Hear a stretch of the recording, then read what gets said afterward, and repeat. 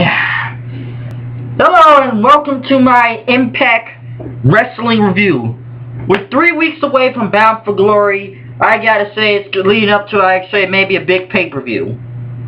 With Hulk Hogan kicking off the show, addressing some things that need to be done, like the television title, since Devon's departure from TNA for some reason. I don't know why. I should have read up a little bit more. He said Devon left on his own reasons. So we needed a new TNA Impact Television champion. And Hogan was going to pick from these 4 men. Of Magnus, Samoa Joe, Garrett Bischoff, and Mr. Anderson. Other things to address also. The world title on the line. Jeff Hardy versus Austin Aries for the world heavyweight title at Bound for Glory. And they would also team up tonight.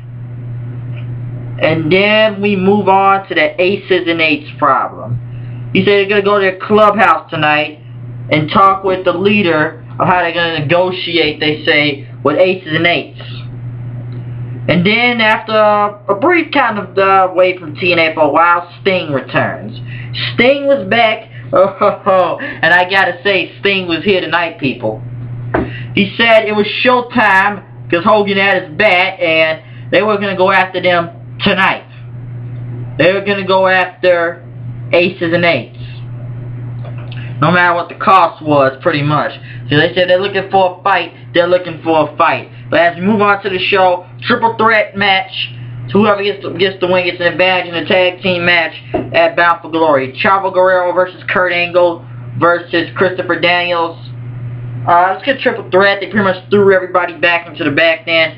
But Daniels picking up the win over Kurt Angle with a roll-up. Chavo was about to do the frog splash. Kurt Angle took, was about, I believe, hit a belly off the top rope, but Daniels pretty much slammed him and got a roll-up, and he gets the advance in the tag team triple threat match for the tag team titles. Hogan, pretty much like another gut check, if you ask me.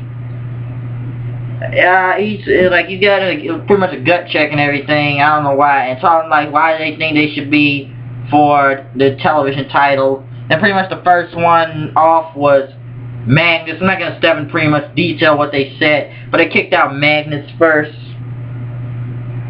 Gut check tonight. As Al Snow, Taz, and Bruce Pritchard pretty much raped this 18-year-old kid and pretty much telling Al Snow he should stop messing with this Joey Ryan guy. I don't know why he's getting involved in this now, this Joey Ryan and Al Snow. Why don't we just put Al Snow back in the ring? People want to see that anyway. They keep chatting head anyway. Head. So, they pretty much, with the gut check with this 18-year-old kid, I may have got his name was Eric or something. My mistake. If I forget his name, please send me a comment if you remember the dude's name from gut check. Pretty much talking to him. It was 1 yes, 1 no, and who would get the final answer? Who would Al Snow? And the kid's young. He's 18, he's good, but he's not ready, they say. And hell, this kid may have a good future ahead of him. Maybe not TNA. Hell, maybe he can go to WWE or some other company. But he's young in this business right now, in this sport. And I gotta say, it'll take time because everybody's not gonna get signed on gut check. About how the show is. Brooke Hogan putting Tess Mocker in a match against, not Tess Mocker, I mean Tara in a match against ODB, and Eric Young is out there. It was kind of ridiculous a little, but I don't know. Tara pretty much took off the knee brace and got a roll up on ODB and pretty much picking up the win with a roll up. I don't know. I still say, I don't know. Maybe a step to knockouts and Divas Division was the difference right now. But as we move on with the show, Hogan, Sting, and Tony until somebody just tell them to like sign a contract, and she just sprays mace in their face, and the guys, they just pretty much get kidnapped by Aces&8's, and I'm going like, what the hell? So now we're kidnapping on TNA, and the final decision for the television championship, pretty much taking on Garrett Bischoff. He's not ready, and God knows he's not even ready. He's not even that good. Like, oh God, this makes you want to just bring Eric Bischoff back on now. I'm kind of tired of this. Let's put Eric Bischoff back on. And yeah, bring Eric Bischoff back. And pretty much it's going to be Anderson versus Samoa Joe for the television title, the crown a new champion tonight. So it was a good match. Joe picked up the win with the pretty much the cake clutch, the choke, rear naked choke. After Anderson dodged roll up, and pretty much Samoa Joe is now the new television champion. I thought he would have beat the Bound for Glory series, but whatever. And as Hulk Hogan said, next week King Mo is going to be there, supposed to be the special enforcer. Don't forget which Bound for Glory match, but King Mo is going to be there next week on TNA. And I've been seeing this on MMA Uncensored and everything. I've seen the show, and I want to see what King Mo does in TNA. He's going to do both, though. Hogan and Sting pretty much being kidnapped by Aces&8's and telling them that they want two guys to go against two of their best, and Hogan and Sting want to get in the ring, but they're not going to do it, or they're going to, and Aces&8's, they're totally not going to do it, they're going to hurt Joseph Parks right over there. It looks like out of a movie Assault for some reason, and probably burn him. So, Hogan and them said, you got to bring two of their best guys against two of their best guys. Because it looks like Sting wants to get in the ring anyway, but I don't think it's going to happen. I don't know what Hogan and Sting are going to do. But this Aces&8's thing, someone getting ridiculous little sometimes with them. And I don't know, they're like a biker gang anyway. And pretty much people keep saying they're like the Sons of Anarchy, pretty much Aces&8's, this biker gang and stuff. And I don't know why I see a deja vu coming like from 10-10-10. And like alright, now they're probably going to mask themselves at Bound for Glory, and I think that's going to happen now. And pretty much moving to the main event, Jeff Hardy and Austin Aries going against Bully Ray and Bobby Roode. That was a good tag team match. Jeff Hardy and them picking up the win. Swanton Bomb getting ready, more tension with them. Pretty much getting ready for the World Heavyweight title match happening at Bound for Glory. And pretty much Aces&8's at the end of the show let go of Hogan and Sting. And they pretty much entire let them go. And they said they're coming for them and everything. And I don't know what Hogan and Sting are going to do with this. And I don't care about Bound for Glory. This show tonight sometimes gets weird with Hogan. Pretty much calls the shots, thinking he can take out Aces&8's. Now at first it was Sting. Then it was Austin Aries. Now Hogan's calling shots again.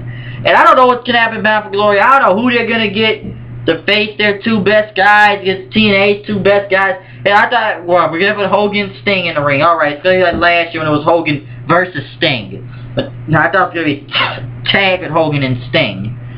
But moving on. Good show tonight. We'll see what happens next week on TNA as we go. Get ready, get into Bound for Glory. We're 3 weeks away. We'll see what's going to go down. And so I'd like to address real quick. And maybe this may be a little bit non-topic from TNA. And it's what I've explained in 2 videos before. If you've seen my Friday Night SmackDown video and my whole Attitude Era being erased by Linda McMahon. Hell, I thought it was the WWE, but you may have heard me say this before. They're taking the YouTube away. And I may sound repetitive saying this. We need to do something about this. Why mess with YouTube? It's a witch hunt.